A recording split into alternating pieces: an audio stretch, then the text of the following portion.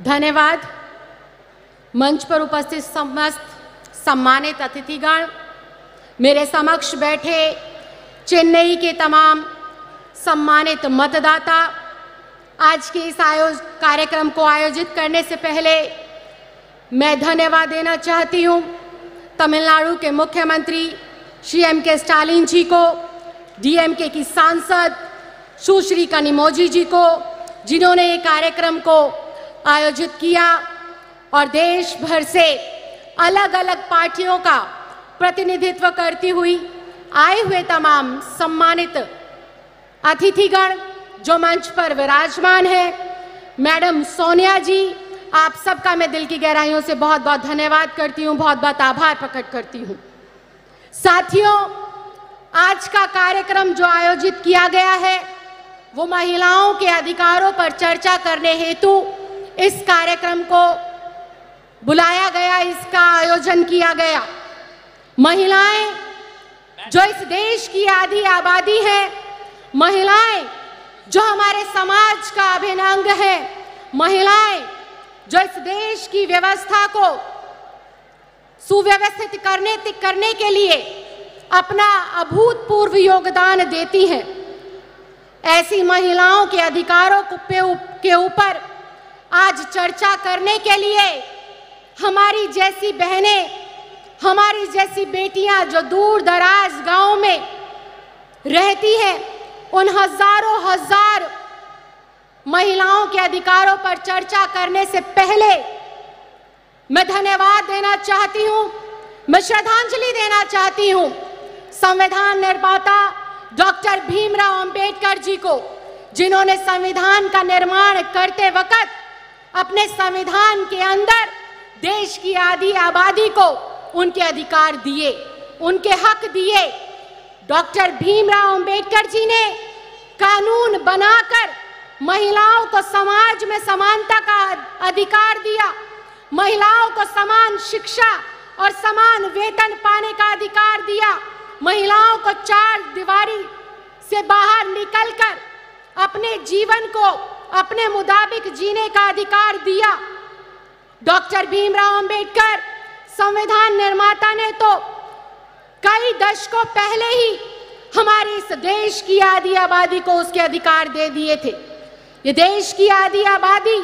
संविधान निर्माता डॉक्टर भीमराव अंबेडकर जी का बहुत बहुत धन्यवाद करती है, और देश की आधी आबादी की ये महिलाएं जो आज देश के अलग अलग हिस्सों में अपना प्रतिनिधित्व करती हैं, चंद्रयान जैसी देश में जब ऐतिहासिक लॉन्चिंग हुई तो उसके अंदर भी जो महत्वपूर्ण योगदान है वो हमारे भारतवर्ष की बेटियों का रहा है, भारत की महिलाओं का रहा है। ये देश की आधी आबादी है जिसने हमारे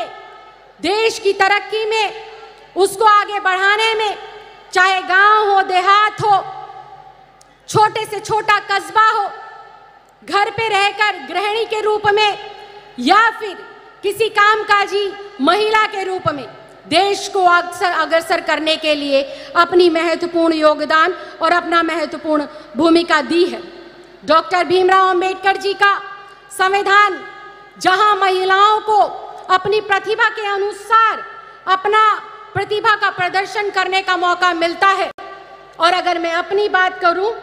तो डॉक्टर भीमराव अंबेडकर जी के आशीर्वाद से ही मैं उस माँ की बेटी हूँ जो दिल्ली के एक सरकारी स्कूल में सफाई कर्मचारी है, लेकिन डॉक्टर भीमराव अंबेडकर जी की वजह से, भारत देश के लोकतंत्र की खूबसूरती की वजह से और आम आदमी पार्टी के राष्ट्रीय संयोजक अरविंद केजरीवाल जी के आशीर्वाद की वजह से आज ये दिल्ली की बेटी अपनी पार्टी का और अपनी सरकार का प्रतिनिधित्व आप लोगों के समक्ष कर रही है। ये देश के लोकतंत्र की ही खूबसूरती है। लेकिन जहां हम देश के संविधान लोकतंत्र की बात करते हैं, महिलाओं के हक और अधिकारों की बात करते हैं, सिर्फ वो संविधान के अंदर लिखे तो गए हैं, लेकिन दुर्भाग्यवश आज भी हमारी एक बड़े तबके की महिलाएं अपने अधिकारों से वंचित है। आज भी उनको उनके अधिकार नहीं मिल रहे हैं। देश की महिलाएं 21वीं सदी के अंदर, आजादी के 75 सालों के अंदर पूरे देश में शिक्षा जो पाती हैं पुरुषों के मुकाबले वो महज 65% है, जो कि बेहद चिंता का विषय है, बेहद सोच का विषय है। पूरे देश में अगर हम कामकाजी महिलाओं की बात करें, जो कि रिकॉर्ड पर मेंटेन होता है, उस काम की बात करें, तो उस काम को करने वाली कामकाजी महिलाओं की भी संख्या आज 75 साल पूरे होने के बावजूद भी महज 25 से 27% रह जाती है। भारतीय राजनीति की बात करें, मंच पर बहुत मुझसे भी ज्यादा प्रसिद्ध, मुझसे भी ज्यादा लोकप्रिय, मुझसे भी ज्यादा ताकतवर और जिम्मेदार महिलाएं विराजमान हैं और मैं इनके समक्ष इस बात को रख रही हूं और ये मेरी बात से सहमति भी जताएंगी कि राजनीति के अंदर महिलाओं का जो प्रतिनिधित्व है वो भारत के लोकतंत्र के लिए, हमारे देश की महिलाओं के लिए बेहद सोच का विषय है। महज 15 से लेकर 17% महिलाएं हमारी भारतीय राजनीति के अंदर अपना प्रतिनिधित्व देती हैं। आज महिलाओं का एक बड़ा तबका, या यूं कहें 30 से लेकर 35% की हमारी जो महिलाएं हैं, अपनी सही स्वास्थ्य की जानकारी ना होने की वजह से काफी गंभीर रोगों से जो है ग्रसित है, जो कि आज एक चिंता का विषय है। कितने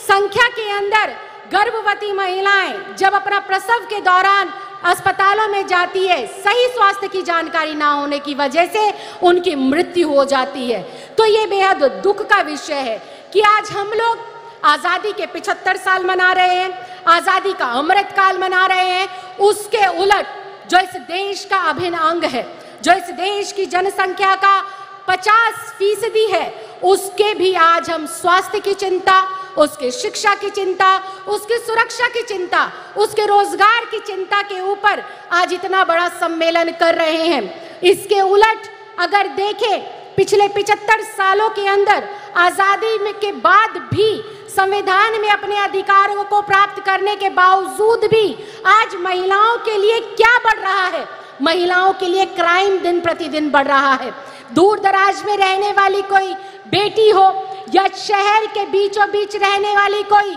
बुजुर्ग महिला हो, हर वक्त 24 घंटे हर पहर वो असुरक्षा के भाव में जीती है। चाहे वो कोई कस्बा हो, चाहे गांव हो, देश की राजधानी हो, किसी शहर की, प्रदेश की राजधानी हो, आज हमारी बहन बेटियों के अंदर, आज हमारी महिलाओं के अंदर असुरक्षा का भाव हर वक्त उनके दिमाग में रहता है। इसके साथ साथ अशिक्षा का जो माहौल है, अशिक्षा का जो आंकड़ा है, वो जैसे जैसे आजादी का हमारा देश का समय बढ़ता जा रहा है, महिलाओं की अशिक्षा का आंकड़ा उतनी तेजी से बढ़ता जा रहा है। इसके साथ साथ घरेलू हिंसा हो, अत्याचार हो, महिलाओं की आवाज को दबाने वाले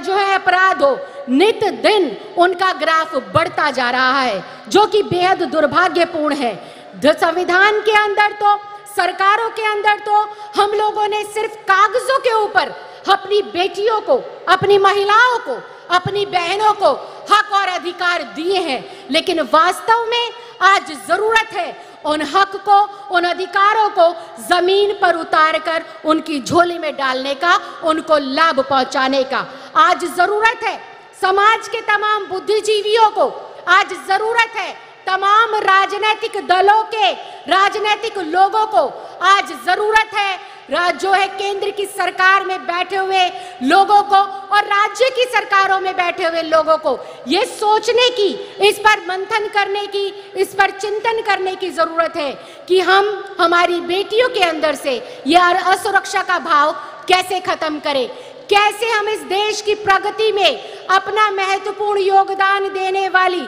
देश की आधी आबादी जो हमारी बहनें हैं, जो हमारी माएँ हैं, इनको कैसे हम बेहतर से बेहतर सुरक्षा दें, रोजगार के बेहतर से बेहतर अवसर प्रदान करें। आज राजनीति के अंदर जितनी महिलाओं की जरूरत है, उससे कहीं ज्यादा मुझे लगता है कि उन महिलाओं की जरूरत है जो गलियों में, कस्बों में, गली में, मोहल्लों में जाकर महिलाओं को उनके हक के लिए जागने का काम करे, उनको जागरूक बनाने का काम करे और आगे बढ़ाने का काम करे। मैं एक बार फिर से दिल की गहराइयों से बहुत बहुत धन्यवाद देना चाहती हूँ, बहुत बहुत आभार प्रकट करना चाहती हूँ तमिलनाडु की सरकार का और यहाँ पर आए हुए तमाम लोगों का तमाम आयोजनकर्ताओं का कि आपने देश की 75वीं वर्षगांठ जो खत्म हो गई है, अमृत काल के मौके पर इस ज्वलंत मुद्दे को उठाया। देश की जरूरत है आज महिलाओं को सशक्तिकरण देने की, देश की जरूरत है आज महिलाओं को उनके अधिकार देने की, और देश को आज जरूरत है आखिरी पंक्ति में खड़ी हुई महिला को शिक्षित करने की, रोजगार देने की। आपने मुझे बोलने का मौका दिया, इसके लिए मैं बहुत बहुत धन्यवाद देती हूँ, बहुत बहुत आभार प्रकट करती हूँ। जय हिंद, जय भारत।